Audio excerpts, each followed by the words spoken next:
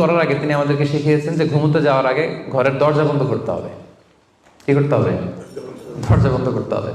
এরপর তিনি শিখিয়েছেন যে বিছানায় যাবা, বিছানা ঝাড়তে হবে। বিছানা ঝাড়ার সুন্নাহ, বুঝতে পেরেছেন? পোকা থাকতে পারে, মাকড় থাকতে পারে, অনেক কিছু থাকতে পারে, বিছানা ঝাড়ার সুন্নাহ। এরপর রাসূল সাল্লাল্লাহু আলাইহি ওয়াসাল্লাম বলেছেন বাতি বন্ধ করার সুন্নাহ। এখন তো বাতি নেই, এখন লাইটের সুইচ আপনি অফ করবেন। তাহলে আগে আপনি দরজা জানালা বন্ধ করলেন, বিছানা ঝাড়লেন, এরপর বাতি বন্ধ করবেন, এরপরে তাওয়াক্কুলে যাবেন।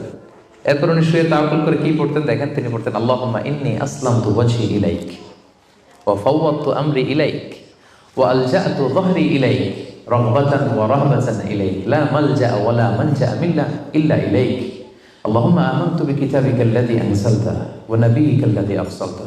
কত সুন্দর দোয়া যে হে আল্লাহ, আমি আমার চেহারাটা এখন আপনার দিকে ফেরালাম। আমি আমার নিজেকে, যেহেতু এখন আমি মরতে যাচ্ছি, ঘুম মানে কাইন্ড অফ ডেথ না, মৃত্যুর মতো, আমি তো মরতে যাচ্ছি,